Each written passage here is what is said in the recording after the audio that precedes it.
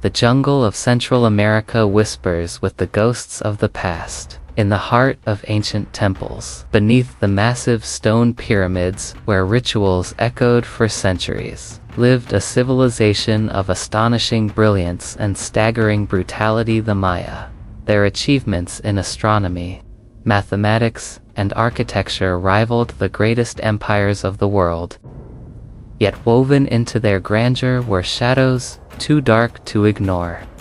Shadows born of power, control, and the human body reduced to nothing more than a vessel of sacrifice and suffering.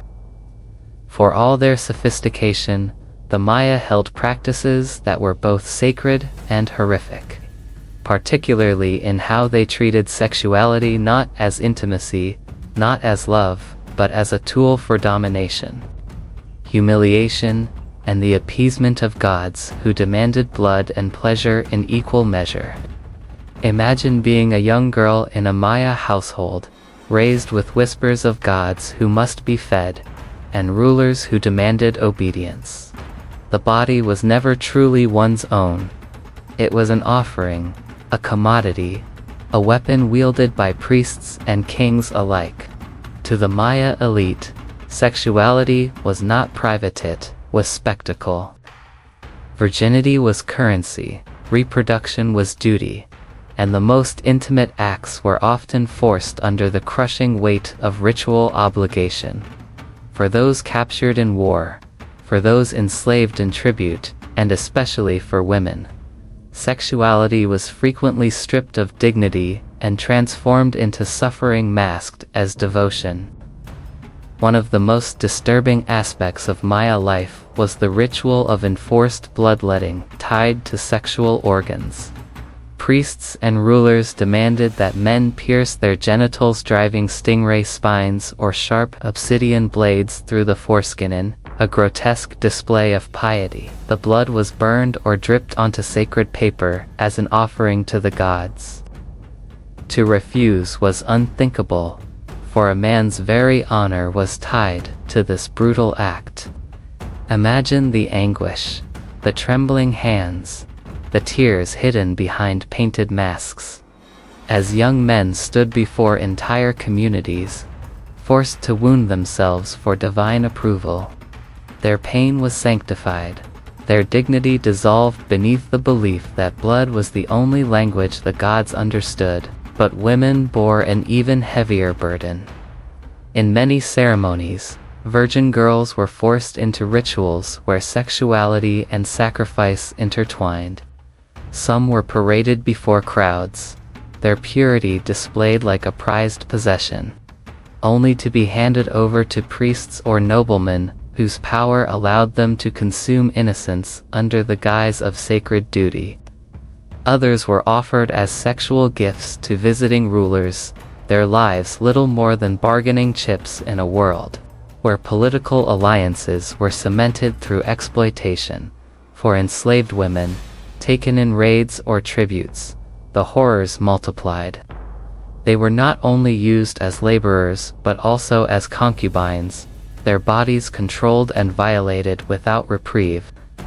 Each assault was justified by the rhetoric of dominance by gods, by kings, by men whose status insulated them from the cries of the powerless. The Maya also intertwined fertility rituals with acts of sexual violence. During certain festivals, couples often chosen against their will were forced to perform sexual acts in public spaces, watched by priests and rulers who declared these unions necessary for the renewal of crops, rains, and cosmic balance. These ceremonies stripped away the privacy of human connection, replacing tenderness with humiliation. Women, especially, were reduced to symbols, mere vessels for the myth of fertility, as though their suffering was no more than soil turned for the sake of planting. Those who resisted were punished, sometimes whipped, sometimes killed, their refusal seen as defiance against gods themselves. What makes these practices even more harrowing is how they extended beyond the individual into collective memory. Children grew up witnessing these acts. Boys were taught to see self-mutilation as honor, to wound themselves in ways that tied pain with manhood. Girls were raised in fear that their bodies might one day be called upon, not by choice, but by command. Generations absorbed trauma as tradition, passing along a legacy where dignity was sacrificed at the altar of belief. In every ritual, in every blood-stained ceremony, the human soul was diminished, consumed by an empire that cloaked cruelty in the language of reverence. The echoes of these practices resonate with stories of people across history who faced similar dehumanization. Enslaved Africans in the Americas were stripped of their sexuality, forced into breeding. Violated by those who owned them, their humanity denied. Indigenous women, too, across continents, were subjected to the same brutal logic that power has the right to invade the most private parts of the human spirit. The Maya were not unique in their cruelty, but their practices remind us of a truth that repeats itself through time. When the body becomes a battlefield for power, dignity is the first casualty. And yet, within this darkness, fragments of resistance emerge. Records speak of captives who chose death over dishonor. Women who fought against their captors even knowing they could not win. Men who bore their scars with defiance rather than submission. These small flames of courage matter. They remind us that even in systems designed to strip humanity, people still clung to their sense of self, still whispered prayers of dignity into the night, still fought to preserve their spirit against overwhelming oppression. To tell these stories is not to condemn an entire civilization, but to honor the forgotten, the nameless girls dragged into rituals they never chose, the enslaved. Women whose cries were swallowed by jungle air, the young men forced to shed their own blood to prove devotion. Their suffering deserves remembrance, not as spectacle, but as testimony. Testimony that human dignity has always been fragile, always threatened by those who wield power without mercy. Testimony that across cultures and centuries, the struggles of the oppressed are interconnected, bound by shared pain and resilience. The grandeur of Maya temples still stands, their carvings immortalizing kings, gods, and battles. But beneath the stone lies another story, the story of those whose bodies became sacrifices, whose lives were written not in monuments but in silence. To walk among these ruins today is to feel the weight of their absence, to imagine the countless voices never recorded, the cries swallowed by earth and time. And it is to recognize that in remembering them, we reclaim a measure of their dignity. We say, "You were more than vessels, more than offerings, more than shadows in rituals of horror. You were human. You mattered." The story of the Maya is often told through their achievements' mathematical brilliance. Celestial calculations, towering pyramids. Yet to honor truth, we must also stand inside their shadows. And in those shadows, we find practices that haunt us, not because they are alien, but because they echo so painfully familiar across human history. The Maya, like so many empires, enshrined systems where sexuality became a weapon, and bodies, especially women's bodies, were treated as expendable offerings. In their most sacred rituals, intimacy was torn apart from tenderness, leaving behind scars that outlived the people who bore them. Among the most chilling accounts are those of ritualized sexual humiliation of captives. When rival city-states clashed, prisoners were not simply executed. Their defeat was displayed through the desecration of their bodies. Male captives were sometimes forced into feminized roles, stripped of dignity before their people. compelled into acts that blurred the line between ritual and torture. For the Maya elite, this was not merely cruelty. It was the demonstration that conquest was total, not only of land, but of identity. To be conquered meant to have even the most private corners of the self invaded and erased. In these acts, sexuality became a tool of domination, crushing both spirit and body to ash. Women fared no better. Captured women were distributed among warriors, priests, and kings. Forced into concubinage that left them with no choice, no voice, no sanctuary. Children born of these violations often lived as reminders of trauma, their very existence evidence of cycles of abuse woven into the fabric of empire. Such children could be raised as servants or even sacrificed, as though life itself was reduced to a commodity with no sacredness left untouched.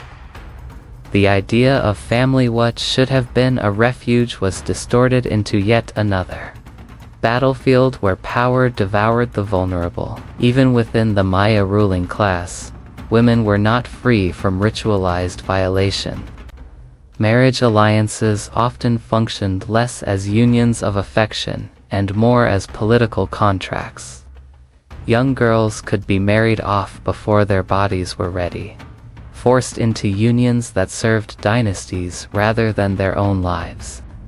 Within these marriages, fertility was not celebrated as creation but demanded as obligation. The failure to produce heirs brought shame and sometimes violence, with women held accountable for what nature itself withheld. Their worth was tied to reproduction, reducing them to instruments of lineage rather than beings of flesh, spirit, and dreams. The most grotesque rituals merged sexuality with death. Some ceremonies demanded the sacrifice of virgins, whose untouched bodies were considered especially pleasing to the gods. These young women, often little more than children, were sometimes violated before their deaths, stripped of both purity and life in a single horrifying span of hours. Imagine the terror. Carried into sacred courtyards, surrounded by priests painted in blood, knowing that both body and breath would soon be consumed in the name of divine hunger. Their cries, their last gasps, became offerings to deities imagined as merciless as the humans who served them, and when their bodies were thrown into sacred wells, the cenotes, their dignity was swallowed by darkness and water, erased as though it had never been. But there is another layer to this horror: silence. The Maya left few records of the pain of the powerless. What survives are carvings that glorify rulers, murals that celebrate victory, codices that describe rituals in cold precision. The voices of the women, the enslaved, the violated, they are absent. Their stories come to us only through the gaps, the silences, the implied terrors that scholars read between lines. And yet, in that silence, we hear something profound: the universality of oppression. For across the globe, across centuries, think of the enslaved Africans carried across the Atlantic, women torn from their families, subjected to the whims of owners who claimed mastery not only over labor but over flesh. Think of indigenous women in the Americas, forced into concubinage by conquerors who cloaked violation in the language of conquest. Think of countless others across empires where sexuality became less about connection and more about control. The Maya are not isolated in their cruelty. They are part of a tragic human pattern. To confront their practices is to confront the ways history repeats, and to ask why dignity has so often been the first offering at the altar of power. Yet even in the darkest corners of Maya life, resistance flickered. Oral traditions, though fragmentary, hint at women who resisted violation, at captives, who fought until their final breath rather than submit. Their resistance may not have toppled kings, but it preserved something sacred: the refusal to let oppression define the soul. In every civilization where sexual violence has been used as control, there have always been those who fought back, who held their dignity close even when their bodies were broken. Their courage, though often erased from records, is the legacy that survives quietly alongside the ruins. Today, when visitors stand before Maya temples, they marvel at the stonework, the symmetry, the grandeur that survived centuries of rain and jungle. But beneath those stones lies another history: the bones of those sacrificed, the cries of those silenced, the untold millions whose bodies were claimed in rituals of horror. To tell their story is to look beyond the surface beauty of civilization and confront the truth that progress and cruelty have often walked hand in hand. It is to insist that memory must include not only the triumphs of rulers but the suffering of the voiceless. In telling these stories, we connect the past to the present. Sexual violence is not an artifact locked in ruins. It persists in wars, in systems of slavery that endure in new forms, in communities where the vulnerable are still silenced. By remembering the horrors of Maya practices, we remind ourselves that humanity cannot afford to forget. Silence enables repetition. Memory, however painful, is a shield. The Maya civilization fell, as all empires eventually do. Their gods ceased to be worshipped, their cities were swallowed by forest, their kings turned to dust. But the suffering of the nameless lives on, not in monuments, but in the moral lessons their stories leave us. It reminds us of the sacredness of human dignity, of how fragile it becomes when people surrender their compassion to rituals, ideologies, or unchecked power. It reminds us that civilization without humanity is nothing more than stone without soul. So when we speak of the Maya, let us speak not only of their brilliance, but of their darkness. Let us tell the truth, not to sensationalize, but to dignify those who were denied dignity. Let us honor them by refusing to forget, by weaving their silence into our memory, by acknowledging that their suffering was real, that it mattered. Because in the end, history is not only about kings and gods, it is about the countless ordinary lives, lives stolen, lives broken, lives silenced. To remember them is to return a fragment of the humanity that was denied to them. And as the wind stirs through the abandoned temples of the Maya, carrying with it echoes of rituals long ended, we might hear something else, to not only the cries of pain, but the whisper of resilience. The reminder that even in the face of cruelty, the human spirit resists erasure. That even in silence, dignity waits to be remembered.